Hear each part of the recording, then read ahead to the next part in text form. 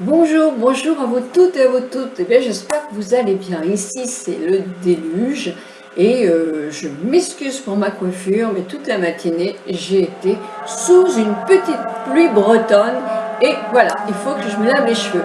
Je m'excuse aussi pour le bruit, mais mon mari est en train de réparer quelque chose, donc ça fait un petit peu de bruit. Je vais parler un peu plus fort. Aujourd'hui, j'aimerais vous parler des gommages. Alors, pas de l'utilité, mais des sortes de gommages que vous avez. Parce qu'effectivement, un gommage, vous le savez toutes et tous maintenant, la peau se renouvelle régulièrement.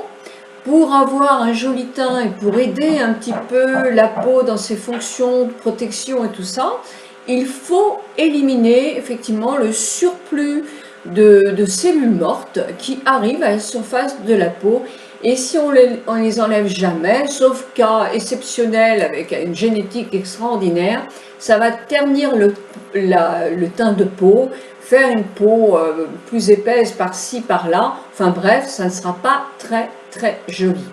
Donc, c'est indispensable, je trouve, en fonction du type de votre peau, de faire un gommage. Alors, je parle de gommage esthétique, la cosmétologie, je ne parle pas de peeling. Parce que quelquefois, on voit peeling de marqué sur les conditionnements. Oui, peeling, to peel, débarrasser la peau de ce qui l'encombre, d'accord, si on veut dire comme ça. Mais un peeling, souvent c'est fait par des dermatos et il y a plusieurs degrés de peeling sur le visage. Donc là, je vous parle des gommages peeling, s'ils s'appellent comme ça, mais cosmétiques.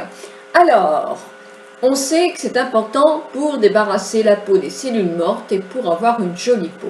La peau se renouvelle à peu près tous les 28 jours, un petit peu plus lentement, plus on vieillit.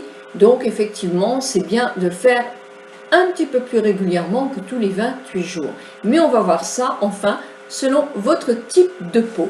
Donc je voulais vous parler des différents gommages. Alors d'une part, vous vous rendez compte que vous faites un gommage, que votre peau est plus claire, plus lumineuse, votre teint est plus unifié, votre grain de peau est légèrement plus serré. Bref, c'est une action qui dure, si on fait un gommage et jamais après une journée, hein, ça ne va pas durer longtemps. Mais si régulièrement on entretient sa peau avec des gommages et puis d'autres soins, la peau effectivement va être de plus en plus jolie, de plus en plus fine, de plus en plus lumineuse. Voilà. Donc, quels sont les différents types de gommages que vous pouvez avoir? Alors, il y a les fameux gommages enzymatiques. Alors, enzymatique, ça veut dire qu'ils ont des enzymes. Alors, ça peut être différentes choses. Ça peut être des AHA, par exemple, qui auraient trouvé dans la tige des ananas, ou alors la papaye a aussi des vertus enzymatiques. Ça peut être l'acide salicylique qu'on retrouve dans quelques médicaments, mais qui ont aussi ce petit pouvoir de faire remonter en quelque sorte à la surface des petites impuretés, un peu comme la lessive glouton de la mère, je ne sais plus trop qui, là. Les petits gloutons qui grignotaient toutes les cochonneries qu'on peut voir dans les tissus.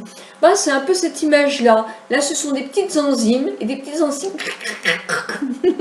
oh, ça fait peur, qui vont grignoter. Oh, ça me fait peur. Ça, je déteste, je ne veux plus de peeling enzymatique. Donc, ça grignote les petites cellules mortes qui sont juste à la limite de la peau. Et ensuite, quand vous rincez votre peeling enzymatique, eh bien, elles s'en vont. Hein. Elles s'en vont, vite, on tire la chasse, il n'y a plus d'enzymes, il n'y a plus de petits trucs ni de gloutons. Non, allez, soyons raisonnables. Donc, ça, ces peelings-là se posent un petit peu, en quelque sorte, plutôt comme un masque. Hein. Et on va les laisser poser un peu, on va quelquefois un tout petit peu masser, mais on va les laisser poser un petit peu, puis ensuite on va les retirer. Et le teint, effectivement, très clair, on sèche notre peau effectivement avec un Kleenex ou une éponge, et le teint est tout de suite plus unifié. Alors à qui s'adressent ces peelings-là? Bon, un peu à tout le monde, hein. Il n'y a pas trop de restrictions en tout cas, mais davantage peut-être aux peaux qui seront fragiles, fines, sensible, hein, fragile ou sensible, pour moi c'est un peu la même chose. Des peaux qui auront par exemple, même si c'est pas plus sujette à l'acné, aux boutons, parce que il n'y aura pas besoin de frotter la peau. Donc il n'y aura pas cette possibilité d'étendre des germes ailleurs. Parce que là, vous allez le laisser positionner sans le masser. Hein. Donc ce sont des peelings qui peuvent être intéressants, effectivement, pour quand même donner un teint très très lumineux. Alors combien de fois par semaine doit-on faire un gommage? Eh bien ça, c'est le type du gommage n'est pas en cause. C'est votre type de peau. C'est-à-dire que si vous avez une peau très grasse, une peau épaisse, une peau qui se salit vite, eh bien ça, vous pouvez faire un gommage 2 fois par semaine sans souci. Si vous avez une peau normale et mixte, en principe, c'est 1 fois par semaine. Si vous avez une peau sèche et sensible, je dirais que c'est 1 fois tous les 15 jours. Ou une peau très sèche ou très sensible, ça peut être 1 fois toutes les 3 semaines. Voilà. Donc moi, c'est à peu près, il y a des exceptions, vous faites ce que vous voulez, mais c'est à peu près ce que je disais à mes clientes.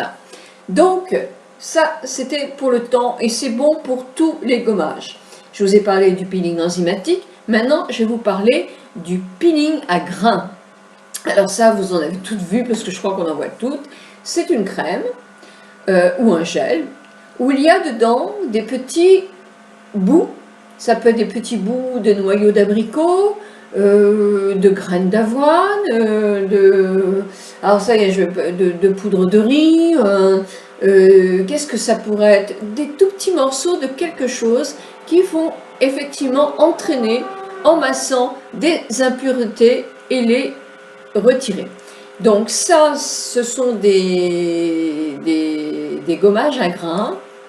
Et comment on l'applique? On l'applique, on le positionne, et effectivement, là on fait des petits ronds pour que l'action gommante des grains entraîne avec lui les petites impuretés qu'on trouverait au ras de la peau. Donc voilà, et puis après on rince. Et puis vous avez le gommage à gomme. Alors la gomme, on en voit moins, mais moi j'aimais bien en institut ça. Alors je me souviens plus exactement ce qu'il y avait dans les trucs de gomme. Ah oui, bah tout simplement, oui, c'était des gommes, oui, ça y est, j'ai encore oublié le nom, arabique. C'est, comment je pourrais vous dire, c'est... Bon, alors la gomme, ça fait un peu, le nom est tout simple parce qu'une gomme, on sait comment ça fait. Eh bien, le système de gomme, c'était un peu comme ça. C'était comme des gels avec des peluches. On le voit moins maintenant, ce type de gommage. Mais en massant, c'est pareil, ça gommait en quelque sorte à la surface de la peau tout ce qui était impureté. Voilà. Donc, ah oui, pour qui étaient les gommages avec les petites particules, les petits grains, tous les types de peau, il y a plus ou moins, les petits grains sont plus ou moins fins, et ça c'est plutôt en fonction de votre peau. Je pense qu'on a la peau hyper fragile, des gros grains on la supporterait pas, donc on évite. Alors soit c'est avec des grains mais très doux, soit on va vers le peeling enzymatique. Moi j'aime autant le peeling enzymatique pour les peaux sèches et fragiles. Si on a une peau mixte, on peut se permettre tout ce qu'on veut, surtout si elle n'est pas fragile. Et le peeling à grains, il n'y a pas de problème. Pour les gens qui ont des boutons qui reviennent, ou alors de l'acné, ou alors des gros boutons, ne le faites pas sur les boutons, parce que ça peut entraîner des germes ailleurs, et on va se retrouver aussi avec des possibilités d'autres boutons. Ça, c'est un cas. L'acné rosacée aussi, attention, il ne faut pas trop faire ça. Donc, gommez les parties, et plutôt avec un peeling enzymatique, donc simplement positionnez-le aux endroits, effectivement, où vous n'avez pas d'acné rosacée. Donc voilà, et puis pour le peeling à gomme, c'est pareil. De toute façon, ça peut vous paraître plus désagréable. Ils sont plus anciens que les grains, ces peelings-là. Moi, j'en vois moins maintenant, c'est sûr. Donc c'est pareil, hein, tous ces problèmes. Il est plus doux que celui à grains, parce qu'il n'y aura pas le grattement du grain quand même sur la peau. Donc en principe, c'est... Mais moi, je trouve qu'il a tendance quand même à ternir un petit peu la peau. Alors pour certains, hein, sans doute pas tous, je ne les ai pas tous essayés.